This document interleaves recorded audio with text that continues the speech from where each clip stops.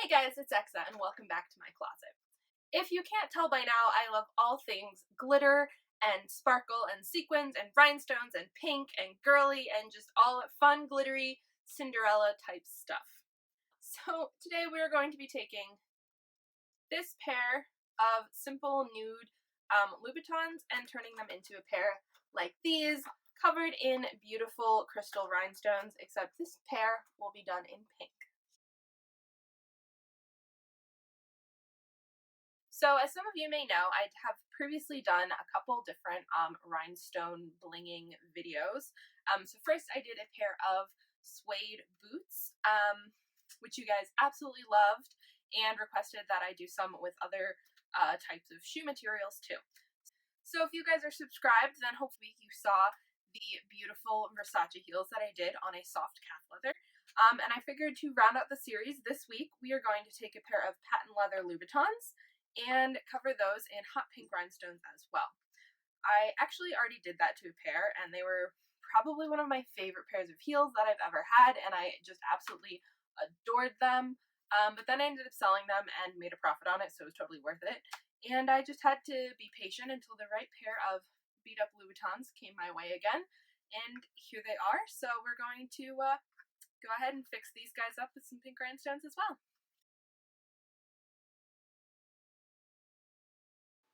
So the first thing we're going to do to get started is dye the base shoe to a more pinkish color, because you do want your base color to match as closely to your rhinestone crystal color as you can, because it will kind of show through a little bit and just kind of change the tint of the shoes. And I want these to be as pink as possible, so we will be using pink dye to make them super duper pink.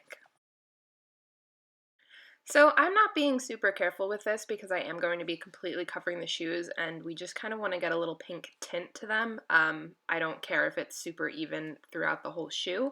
And just keep in mind, if you are doing a darker color that's not like a pinkish or a reddish tone, then you're going to want to be really careful around those red bottoms on your heels, or, you know, if you're doing some other shoe and it has a particular sole color that you don't want to mess up, just be really careful and maybe use like a paintbrush when you go along those edges. Since these are a light pink, it's not going to affect the red tint on the bottom, so I'm not being super careful.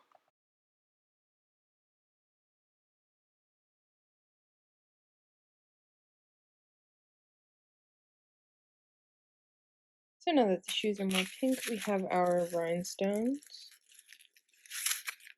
So I got smaller ones to do the heel, and then bigger ones for all over. We have our E6000 and our little tweezers. So to get started, we're going to take our E6000 glue and just kind of spread it on the area you want to start with. I usually do the heels first and then work my way from the toes towards the back of the shoe, but you can kind of do whatever you want as long as you're pretty systematic with it to make sure that everything will fit together. So I'm just kind of spreading the glue around and then placing my rhinestones down. It's super easy. Yeah, you just need a lot of patience because this will take you a really long time, and you will probably go through an entire tube of E6000. So if you have one already and it's kind of half empty, you might want to think about getting a spare one because you're probably going to need it. Also for crystals, I used about 3,000 stones for the whole pair here. These are a pretty standard point toe heel, but if you're doing something with a platform or a wedge, you might want to consider getting some more rhinestones.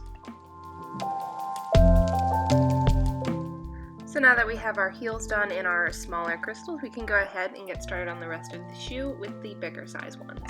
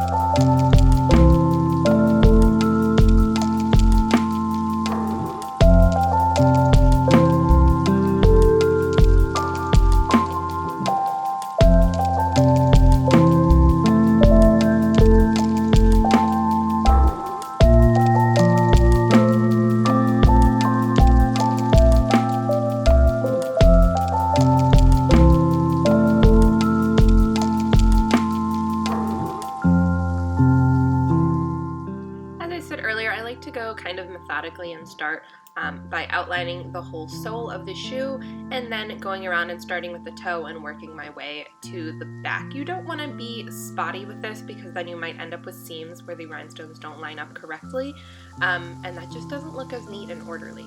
So I'm starting at the toe area here, and I'm just making nice even rows where they all fit together. And just continuing all the way around the toe area, making sure that I have nice even seams all the way around that upper edge. Obviously you don't want any rhinestone jagged edges around that nice circle about your foot. So just make sure that you are kind of outlining the top as you go as well.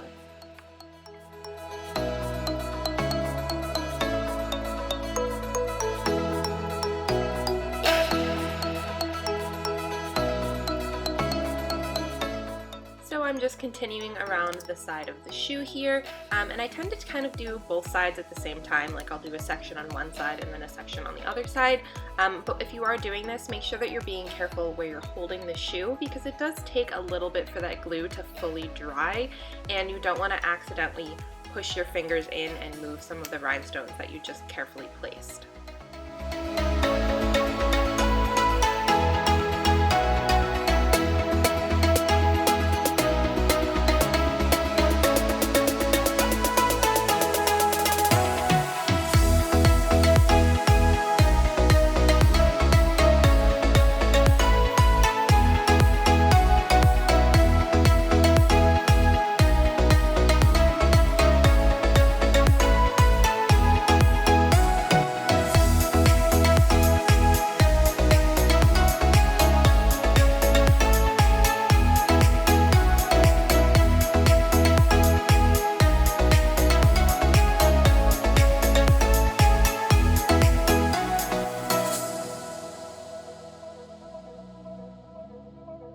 So kind of where these shoes start to get wider, going up the side towards the back, I will kind of start on both the top edge and the bottom edge at the same time and then kind of fill in that middle like a triangle, since it is getting wider towards the back of the shoe. Again, just to make sure that these stones are all staying in pretty straight lines. I just think it looks better, but you could do the randomized thing or like with different size stones if you didn't do all the same size. Then it could look more organic and less, structured. I just happen to really like the structured look for this particular pair.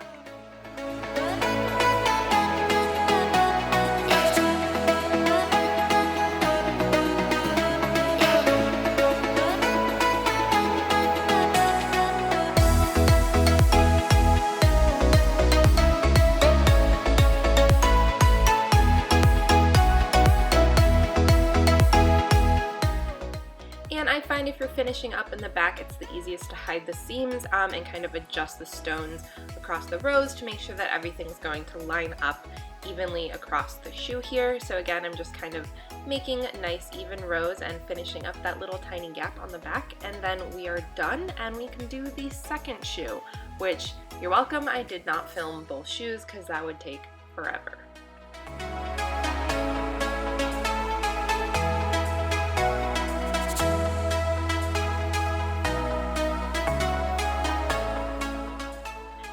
Voila, now you can sit back, relax, and enjoy all of your glittery, sequiny hard work. So I did take about 8 hours per shoe on this project, so 16 hours is quite a long time to do rhinestones, but I think it's actually kind of like methodical, just, it's kind of like meditating, honestly. It's just relaxing work. As always, I love to see when you guys recreate my tutorials and make up your own ideas as well. So please send them to me on Instagram, either tag me or send me a message, whatever works. I will try to check everything and make sure I can see whatever you guys are coming up with too. Also, add any questions, comments, or concerns or ideas for future projects that you'd like to see down below. I really appreciate you guys. Thank you so much for subscribing. I cannot believe how much my channel has grown. It's been less than a year since I started it, and already there are so many of you who have really touched my heart, and I just love getting your feedback and knowing that you guys are enjoying the stuff that I'm producing. Well guys, this completes another fun shoe tutorial. I hope you liked it, and they turned out super sparkly, and I really love them. So until next time, I'm Exa, and I hope your day is as beautiful as yours.